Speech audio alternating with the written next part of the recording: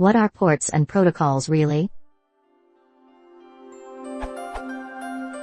I hear people talk about ports and protocols in relation to computer networking, and they often provide analogies for them. For example, a port is much like a shipping port. It sends and receives data like a shipping port sends and receives goods from other ports, and things like that. I understand what this all means, but only at a very artificial level. Basically, I know what a port and I understand what protocols are, but what are they really? Are these ports physical objects? Are they something built into part of my computer? How many ports are there? Can I increase or decrease the number of ports? Are they even something physical? Or written in code? Where is this code? The operating system. What truly is a port? What are protocols? I'd imagine there's some sort of code. Can you create your own protocol? How do you get a specific port to run a specific protocol? What language do you use to create a protocol? How do you define or invent a new protocol?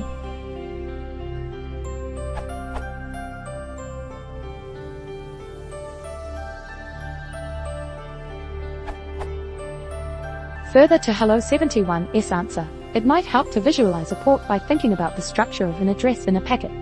A packet being a unit of data passed around a network. TCP is an example of a transport layer protocol that uses ports, and is commonly used over IP. So IP has two addressing components, the source IP and the destination IP.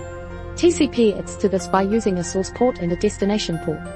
It is the ports that enables the receiving machine to differentiate traffic destined for the same IP address, e.g., if you have a server that receives both web requests and email on a single IP address, then you need to determine which application should receive the data, the email service or the web service. So they may look like this if a single user was to carry out a web request and an email request to the same server.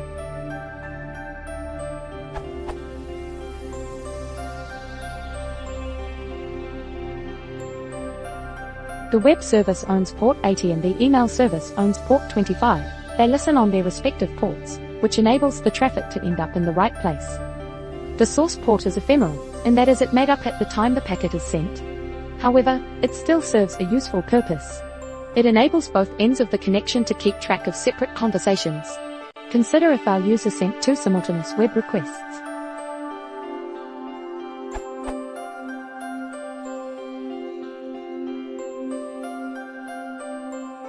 This lets the web service know that these are separate requests, but also, the return traffic from the web server, the web pages, are sent back to the respective source ports, which enables the browser to know which request the server is responding to.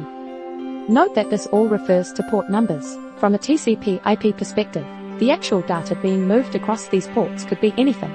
It doesn't care or have any awareness of applications, so if you had web traffic on port 25 and email on port 80, it would be none the wiser.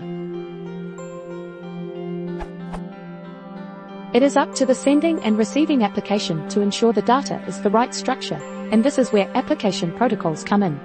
HTTP is an example of an application protocol that web browsers use to communicate with web servers. It is a well-defined protocol that ensures that the browser will send requests to any web server and that web server will understand and respond sensibly. But what it doesn't include in its definition is anything about how packets get from A to B. That is the responsibility of the preceding layers, the transport, internet and link layers.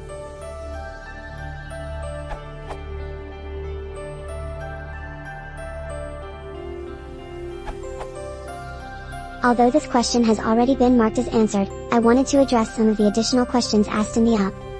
Are these ports physical objects? No, ports are not physical objects.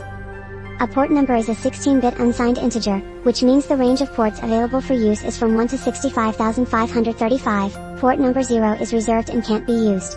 A process associates its input or output channels via internet sockets, a type of file descriptor, with a transport protocol, a port number and an IP address. This process is known as binding, and enables sending and receiving data via the network. Are they something built into part of my computer? Are they even something physical? Or written in code? Where is this code? The operating system. What truly is a port? The operating system's networking software has the task of transmitting outgoing data from all application ports onto the network, and forwarding arriving network packets to a process by matching the packet's IP address and port number. Only one process may bind to a specific IP address and port combination using the same transport protocol. Common application failures, sometimes called port conflicts, occur when multiple programs attempt to bind to the same port numbers on the same IP address using the same protocol. The above paragraph is key to understanding why ports/protocols are used in networking. If we did not have a way to specify the protocol, which transmits data over an agreed upon port number, you would not be able to do more than one thing at a time: check your email and use the web, because your computer would have no way to differentiate between data for your email client and data for the website you are browsing. How many ports are there? Port numbers are assigned in various ways, based on three ranges. Well-known/system ports, 0 to 1023. This range of ports are used by system processes that provide widely used types of network services: HTTP/80, HTTPS/443, Telnet/21, SSH/22. Registered/user ports, 1024 to 49151. The range of port numbers from 1024 to 49151 are the registered ports. They are assigned by IANA for specific service upon application by a requesting entity. Webman/10000, HTTP proxy/8080, remote desktop protocol/3389, etc. Ephemeral/dynamic/private ports, 49152 to 65535. The range 49152 to 65535 contains dynamic or private ports that cannot be registered with IANA. This range is used for custom or temporary purposes and for automatic allocation of ephemeral ports. Can I increase or decrease the number of ports? In regard to being able to increase the number of available ports, you cannot assign a port above 65535 due to the math that allows networking to work, binary, so the answer to this question is no, you cannot increase the total number of available ports above 65535. What are protocols? Within computer science, a communications protocol is a system of digital rules for message exchange within or between computers. When messages are exchanged through a computer network, the rule system is called a network protocol.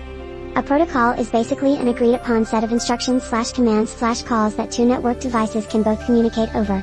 Think if we didn't have agreed upon protocols and web servers just randomly sent data to web browsers that the browser did not know what to do with?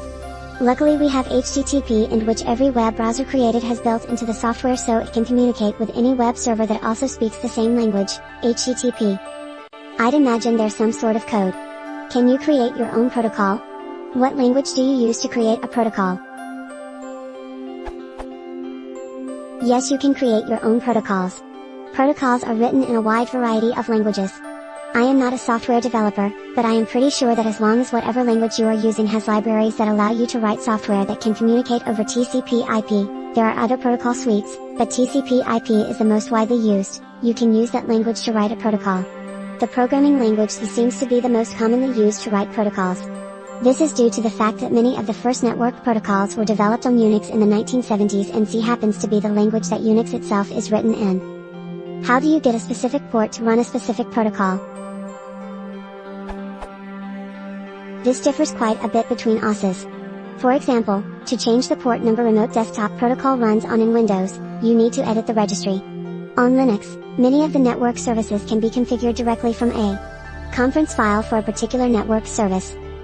How do you define or invent a new protocol? See this URL for a blog post by someone who has recently developed a new networking protocol and what sort of things he had to do along the way.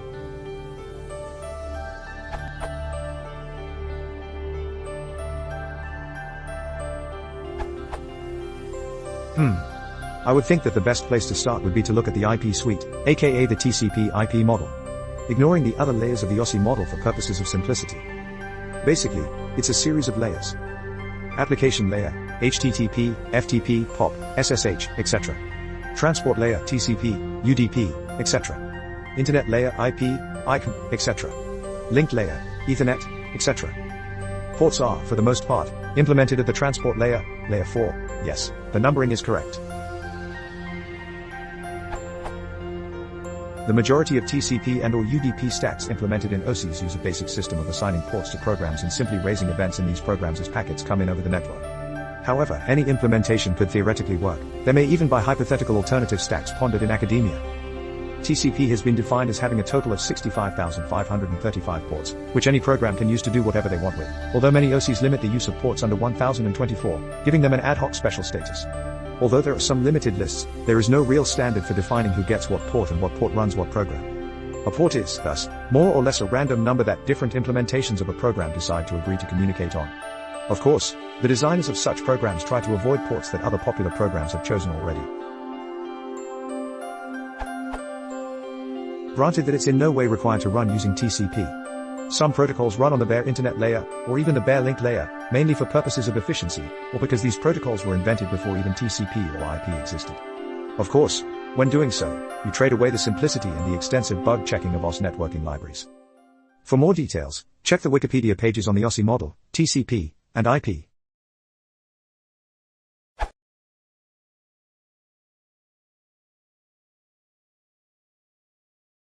If you want to support the channel, please consider subscribing.